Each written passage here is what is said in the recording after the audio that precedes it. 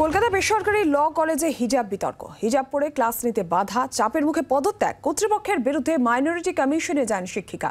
কলেজের চেয়ারম্যানের সঙ্গে বৈঠক হয় কমিশনের এবং হিজাব পরেই ক্লাস নিতে পারবেন শিক্ষিকা, এই সিদ্ধান্ত হয় বৈঠকে। কলকাতা বেসরকারি ল কলেজে হিজাব বিতর্ক। হিজাব পরে ক্লাস নিতে বাধা, চাপের মুখে পদত্যাগ, কর্তৃপক্ষের বিরুদ্ধে মাইনরিটি কমিশনের শিক্ষিকা। কলেজের চেয়ারম্যানের সঙ্গে কমিশনের বৈঠক এবং সেই বৈঠকে যে সিদ্ধান্ত যে হিজাব পরেই ক্লাস নিতে পারবেন শিক্ষিকা।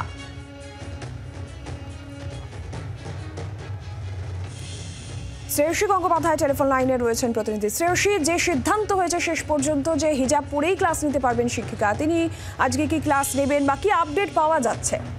দেখো, তোমাকে যেটা জানিয়ে রাখি যে গতকাল যে বৈঠক হয়েছিল সব পক্ষকে নিয়ে মাইনরিটি কমিশনকে উপস্থিতিতে, সেই বৈঠকে স্থির হয়েছিল যে কলেজ কর্তৃপক্ষ তাকে এই অনুমতি দেবেন এবং তাকে তার যে পদত্যাগপত্র সেটা রিকনসিডার করার জন্য তাকে আবেদন করবেন। এবং কার্যত যেটা দেখা যাচ্ছে যে গতকাল রাত্রি এই অধ্যাপিকার কাছে কলেজের তরফ থেকে একটি চিঠি পাঠানো হয়েছে, যেখানে বলা হয়েছে যে এক্ষেত্রে তিনি যেন তার পদত্যাগপত্র তুলে নিয়ে নতুনভাবে জয়েন করেন, ক্লাস নেওয়া শুরু করেন আজ থেকে, অর্থাৎ 11 তারিখ থেকে তিনি যেন সেটা শুরু করে। এবং পাশাপাশি এটা বলা হয়েছে যে এক্ষেত্রে তাকে কলেজের যে ড্রেস কোড, সেই ড্রেস কোড তাকে মানতে হবে।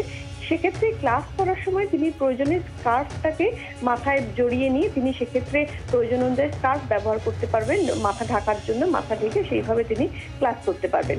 এখন এই চিঠি পাওয়ার পরে কিন্তু ইতিমধ্যেই চিঠিটি পৌঁছেছে ওই অধ্যাপিকার কাছে। তিনি গোটা বিষয়টা, তিনি যেটা জানিয়েছেন যে তিনি গোটা বিষয়টা এখন একটা আলোচনার স্থলে রেখেছেন যে কিভাবে তিনি এইটাকে যোগ দেবেন। এবং ইতিমধ্যে কলেজকে তিনি জানিয়েছেন যে এক্ষেত্রে তিনি কাজে যোগ দেবেন কিনা সেটা ভাবার জন্য তাকে অন্তত আরো 7 দিন সময় দেওয়া হোক, এমনটাই কিন্তু তিনি আবেদন জানিয়েছেন। ফলে আজ থেকে তিনি ক্লাসে জয়েন করছেন না, সেক্ষেত্রে পরবর্তী সিদ্ধান্ত নিয়ে তিনি কলেজকে জানাবেন, এমনটাই জানিয়েছেন ওই অধ্যাপিকা।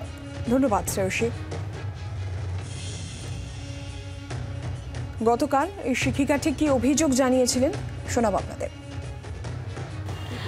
ঘটনাটা ঘটে হচ্ছে, আমি এখানে প্রায় 2 বছর 2 মাস রয়েছি এবং আমি প্রথম থেকে হিজাব পরতাম না, কিন্তু আমার অনেক স্টুডেন্টসরা আছে ওখানে মুসলিম যারা হিজাব পরতো এবং ইউনিফর্মের সাথে তারা হিজাব বলতে এই যে স্কার্ফটা দেখতে পাচ্ছেন, এরকম একটা স্কার্ফ ওই ড্রেস কোডের কালার কোডের সাথে এটা ব্ল্যাক স্কার্ফ বা হোয়াইট স্কার্ফ পরতো এবং সেটা নিয়েও আগে কখনো কোনো সমস্যা হয়নি। আমি এই রমজান মাস থেকে, মানে 1 এপ্রিল থেকে আমি ঠিক করি যে আমি এটা ফলো করব। এর আগে আমি আমার অন্য রিলিজিয়াস প্র্যাকটিসেস করতাম, বাট এটা করিনি। এখন আমার মনে হয়েছিল আমি করব, তাই জন্য এটা আমি পড়া শুরু করি এপ্রিল মাস থেকে।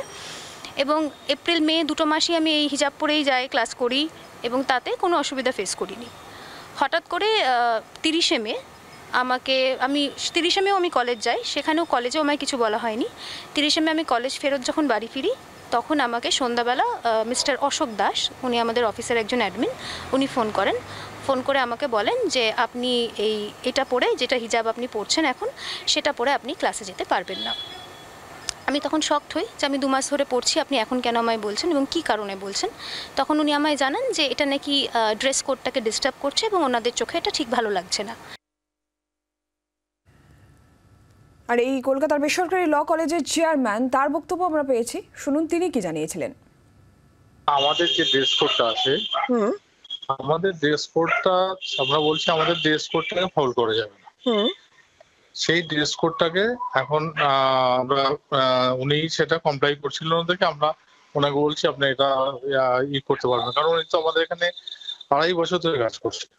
হঠাৎ সাডেনলি এটা উনি এই হিজাব একদম মানে হাফ বডি থেকে যে করছিল, কারণ আমাদের এখানে তারা নন রিলিজিয়াস ইনস্টিটিউশন, আমাদের একটা স্ট্যান্ড রয়েছে, পলিসি রয়েছে। তো তারপরে এটা আমরা তখন উনি বললো যদি এই অবস্থায় না হয় তাহলে আমি রিজাইন করবো। রিজাইন করবে না করবো সেটা সম্পূর্ণ আপনার ব্যাপার, কিন্তু আমরা আমাদের ড্রেস কোডটাকে কমপ্লাই না করলে আমরা এটাকে আমরা করতে পারবো না।